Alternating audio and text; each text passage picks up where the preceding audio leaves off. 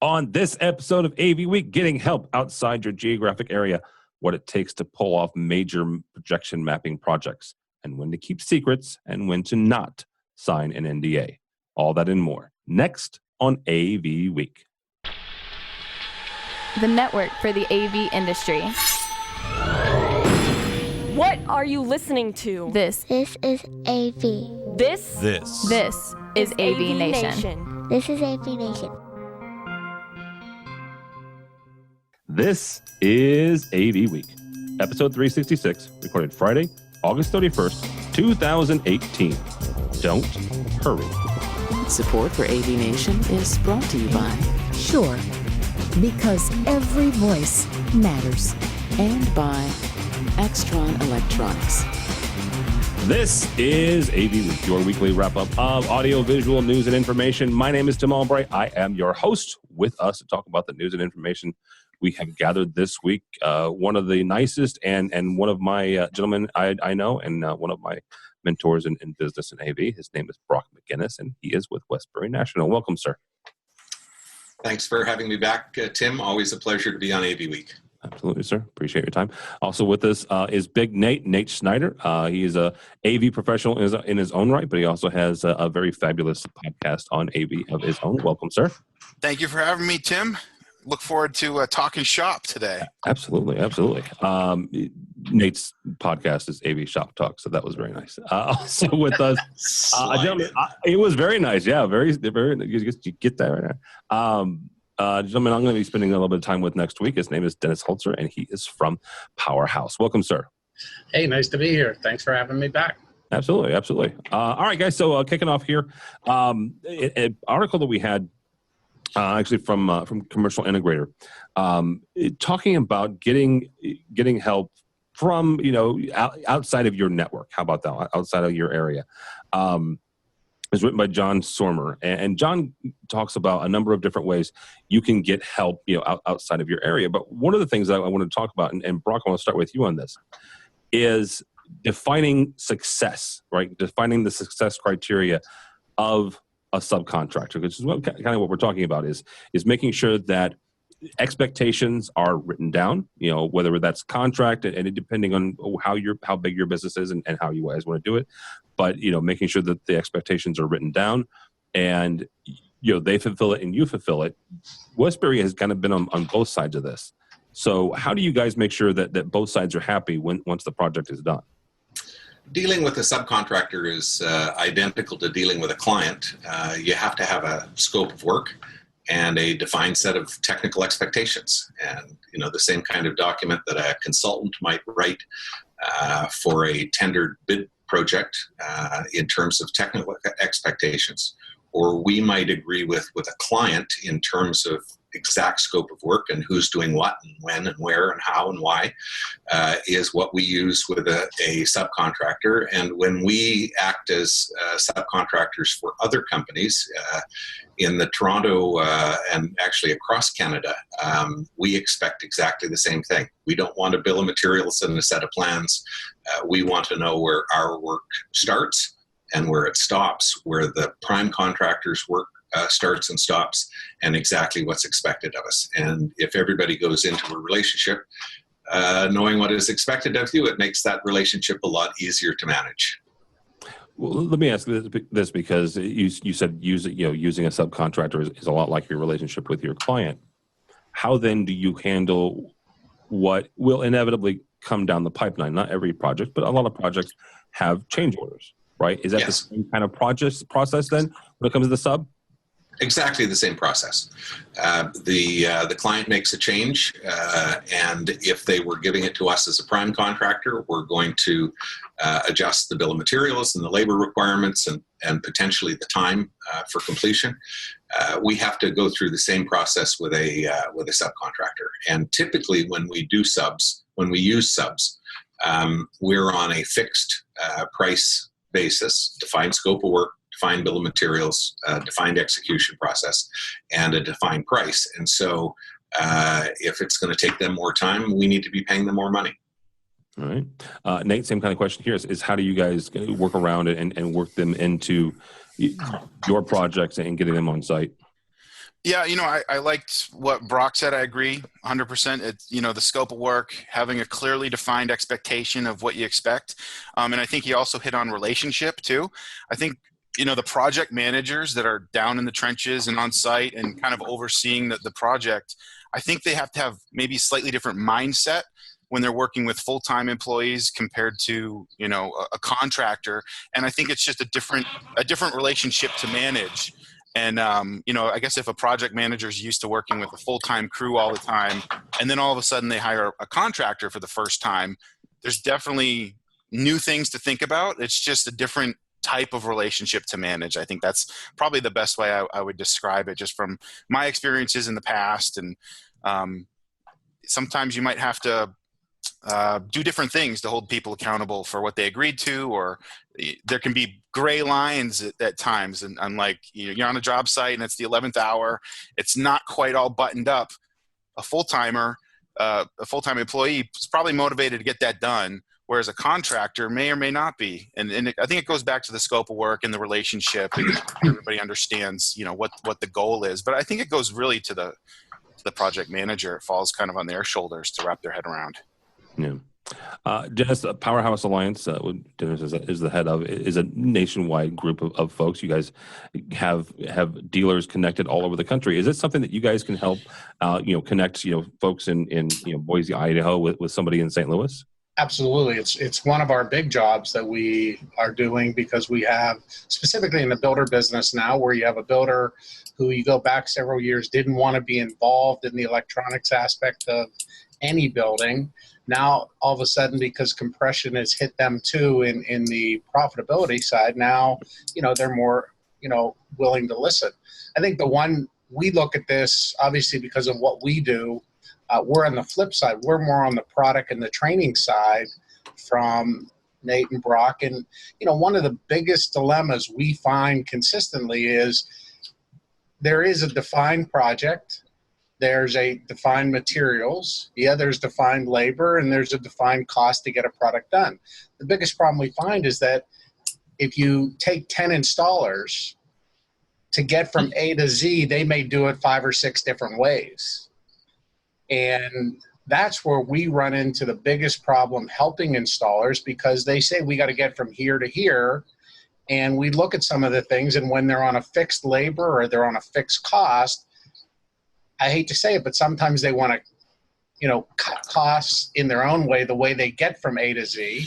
So I think one of the things we try to tell people when we're matching up people is be very specific, not only in what the goal is and what the expectations are, but we go as far as to add, what is the road you're going to use to get from A to Z? Yeah, absolutely. All right, guys, our next story here comes to us from our friends over at AV Magazine. The largest permanent digital projection mapping system is coming up in Chicago, actually just north of me. It's actually being put onto the Mercantile Mart building there in Chicago. It's put together by some folks out of San Francisco called the Obscura Digital working in conjunction with Chicago architects, Valero, DeWalt, Train, and Associates. And here's the quote I actually want to bring up here. They're doing this as part of an $8.5 million renovation, and they're using 34 Christie Boxer 4K 30 projectors. Now, this would be beyond any job I've done. Brock and Westbury have put together a bunch of very nice ice projection mappings. My personal favorite still is the Toronto Blue Jays, the Toronto Maple Leafs, even though I'm a Blues fan. Still one of the slickest projection ice mapping I've seen done. Nate, we'll start with you on this. When it comes to jobs of this size, and I guess it's a bit like the elephant, how on earth do you take this apart, and how do you get something like this done?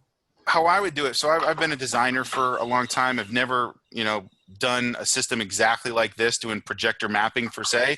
But my first thing after reading this article was looking up the specs on the Christie Boxer, and I'm like, okay, first things first. That's over 5,000 pounds of just projector that you have to install somewhere across the river.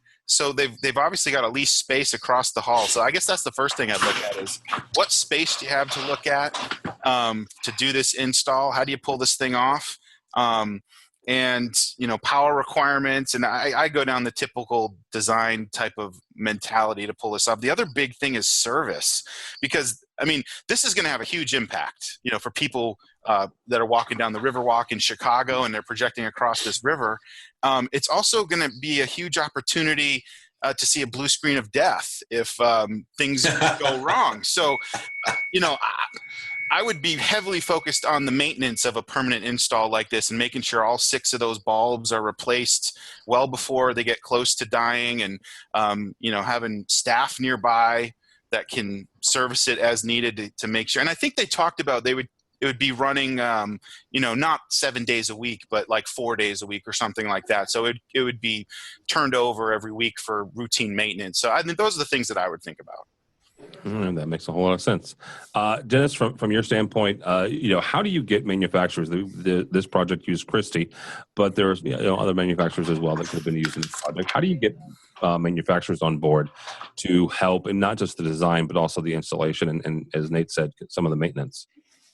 One of the things we do, first of all, is we reach out to our vendors and make sure they are a part of it. And, this is going to sound funny, but make sure they want to be a part of it.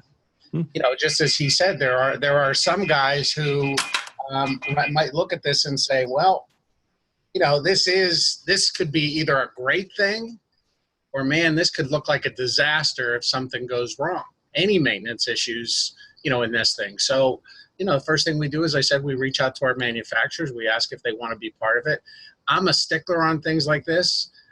It's not individual conversations. If I'm using multiple vendors to do something, I'm getting them all together in one place, so there's no I said, he said, they said. Everybody hears the same thing, and we move forward.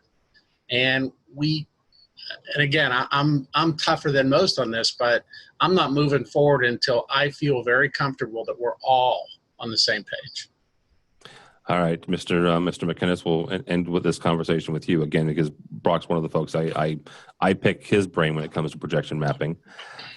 What are the do's and don'ts and what are the gotchas when it comes to a system like this, and not just from a projection mapping standpoint, but also a size and scope?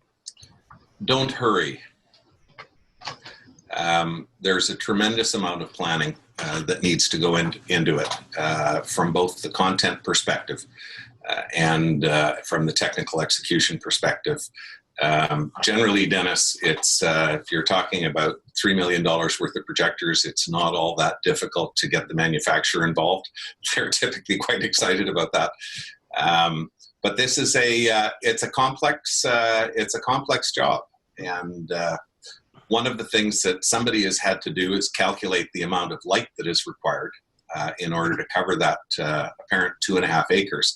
And I find it interesting because from our perspective, Tim, the best projection mapping in the NHL and NBA right now is at the Pepsi Center in Denver. And we used 16 of those same projectors on a hockey rink that they're using 34 of them on a building that is 500 and something feet wide by 25 stories high. So if you do the math on that, one of my first questions is, have they got enough projectors? The second thing that the article had the position, a kind of a graphic with the position of the projectors on it. And oh my gosh, they are not in the center of the building. And so some of those projectors, the kind of warp factor that is going to be involved in order to make that happen is going to be at the extreme end of what the projector is capable of. And so the Obscura folks will have spent a great deal of time on that kind of technical planning and analysis, I hope. And they're not making it up when they get there. Power, certainly the availability of power is one thing. Robust networking. This is the kind of project that when we do it, we have live IP monitoring on it at all times when it's operating.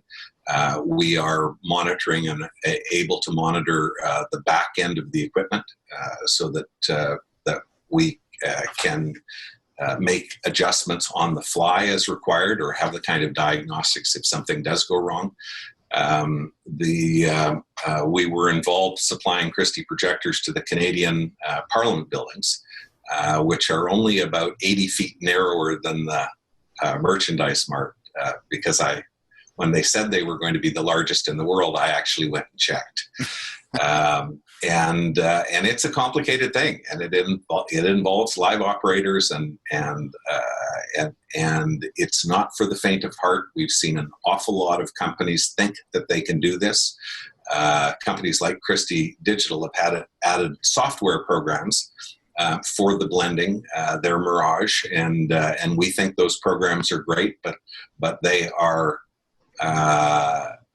not as good as people who've done this before, and done it well, and done it more than once or twice.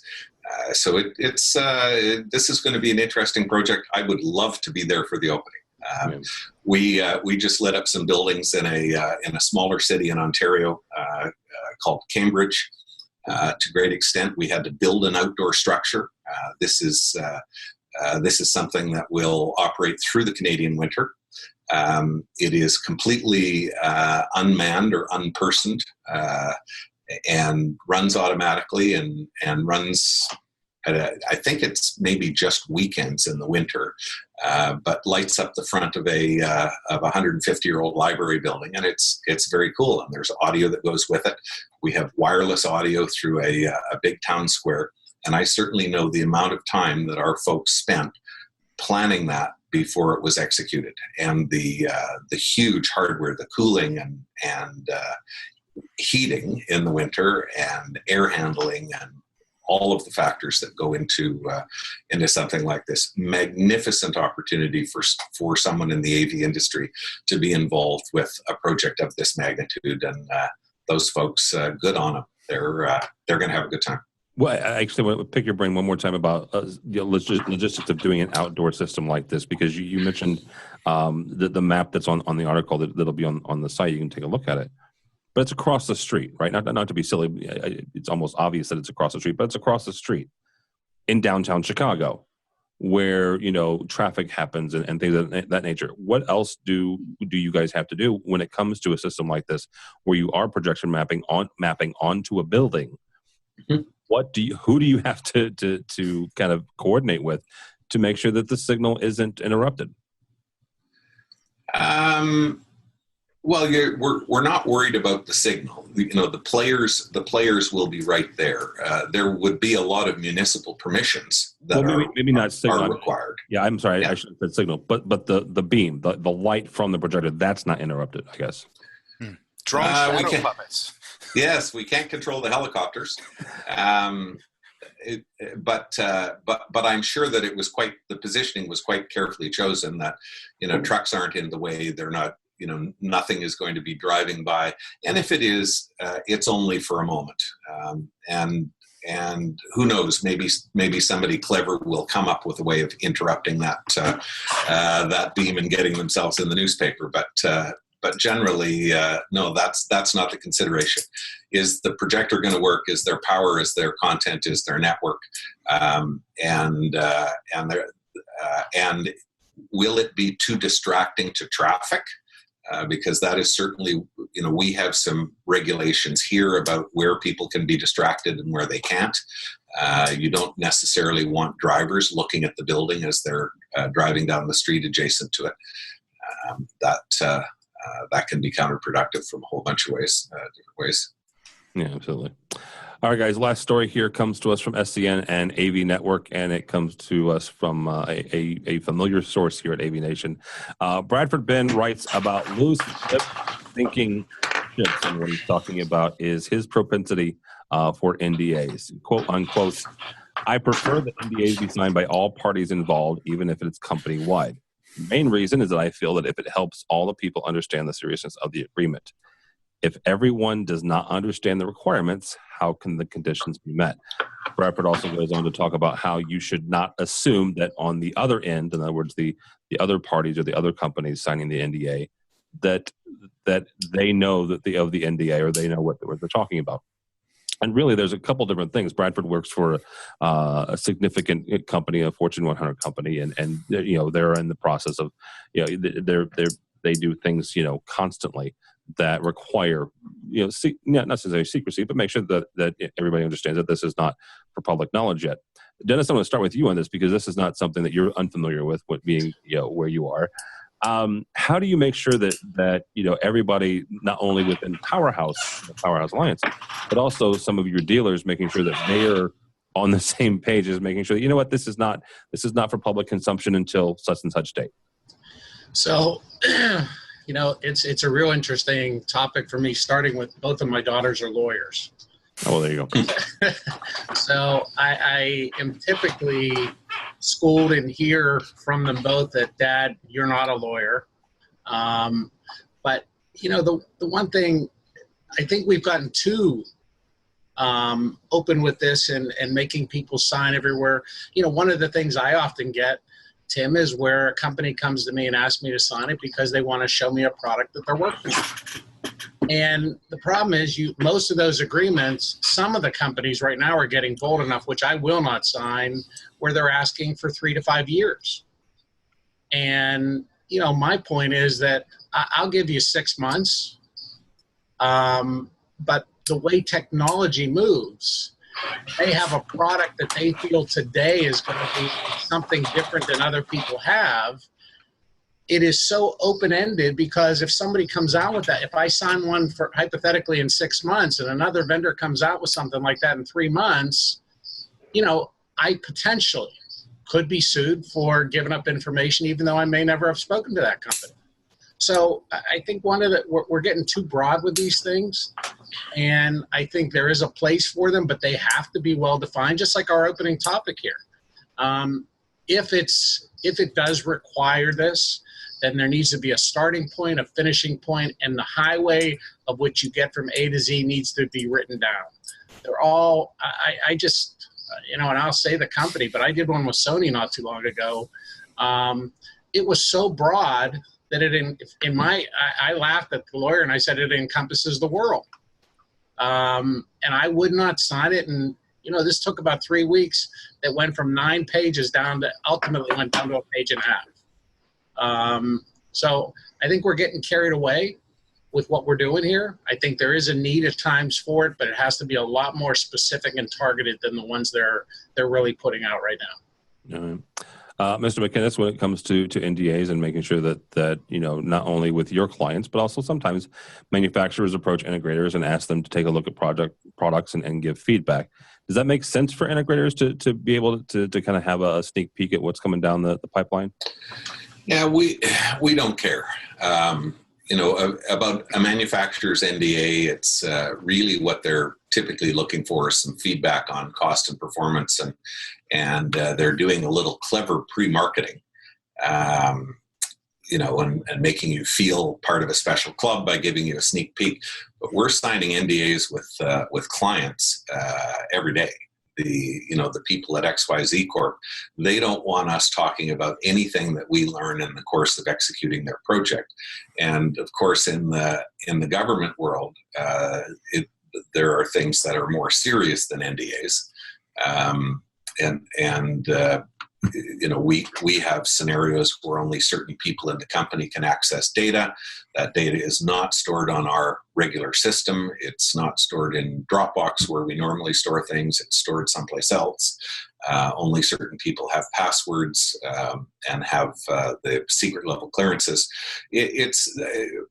Brad makes a really good point about the essence in this social media look at me world, about the necessity of NDAs and about everybody talking about them, because you get an employee who's working on a really cool project and they decide they're going to tell their mom on Facebook about what they're working on, and all of a sudden it is out there in the world, and as an employer we're liable for their actions, and it's a big deal.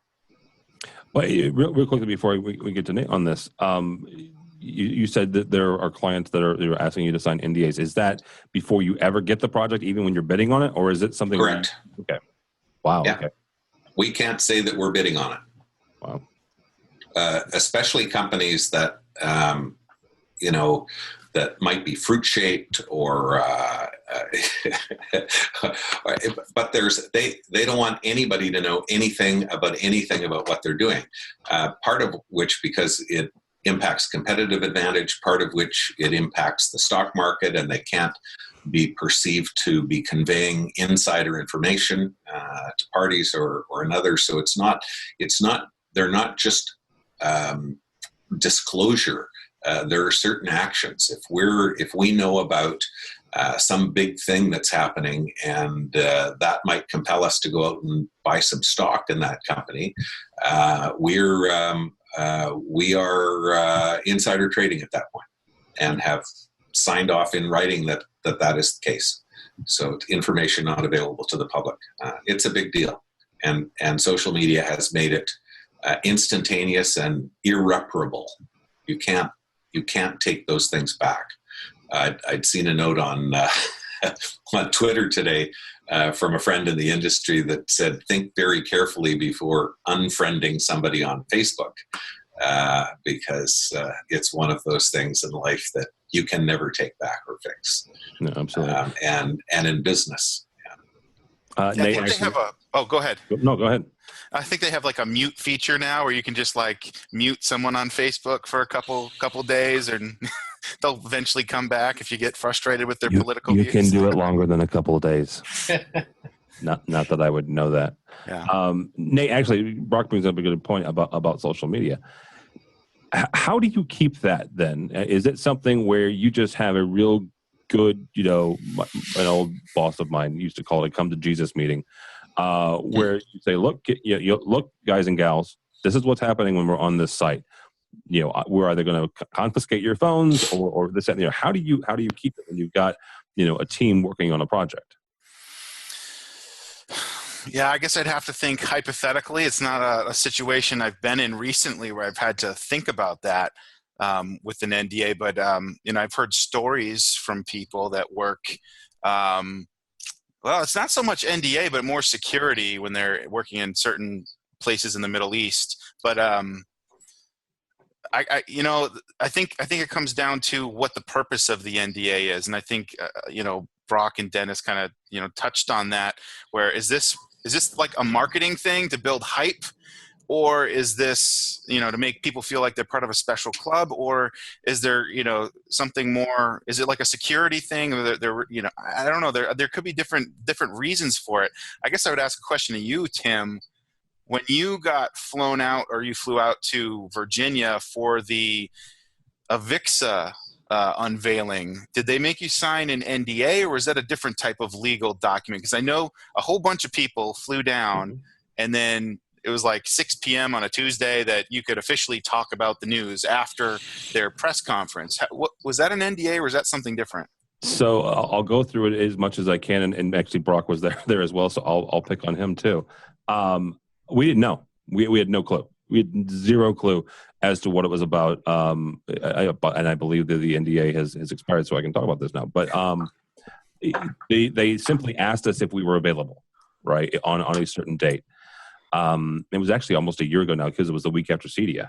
And we get there, and they bring us into a room, they do a presentation, and they had us sign an NDA. I believe at that point, and it had a specific time that day. If I'm remembering correctly, it was a year ago. But it wasn't a very long, it wasn't a very long NDA, but it was an NDA for that day, and there was a time when they could do it, and the time actually coincided with when they were doing the presentation with the influencers and other media or other AV professionals that they had brought in for this event. Which was a part. Yeah. Okay, that's interesting to me. So yeah, I don't really have too much more other insights to offer on NDAs. I just haven't had enough experience with it. I guess I'm curious about it. What I've typically been involved with is just confidentiality agreements, non-compete, things like that, but not so much like a specific NDA. Very good. All right, guys, that is going to wrap it up for us as we all head off for the weekend. Mr. Brock McGinnis, thank you so much, sir, as always. Pleasure, Tim. And sorry it's been so long since I've been available to be to be back anytime, sir. It's the summer. How do people, I get it. How do people find you and or Westbury, sir? We're at westbury.com. I'm brock.m at westbury.com and at Brock McGinnis on Twitter, where every once in a while I spend a bunch of time. Yeah, it depends. Also, Mr. Nate Snyder, thank you, sir. Appreciate it.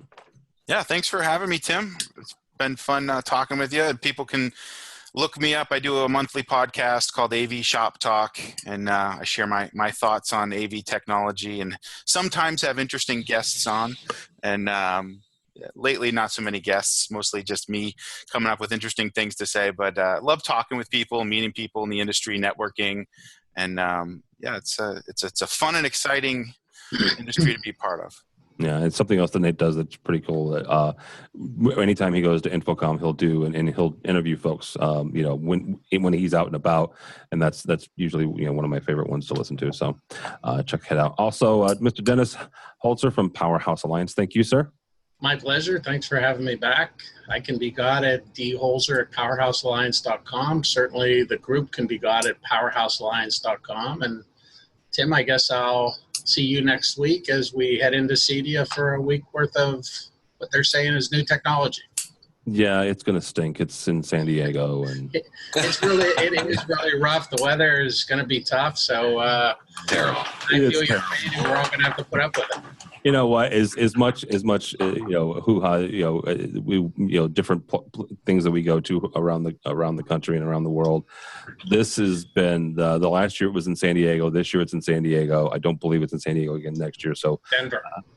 Denver. So I'm gonna enjoy this one. So, all right, guys, thank you so much. For me, don't follow me on the Twitters.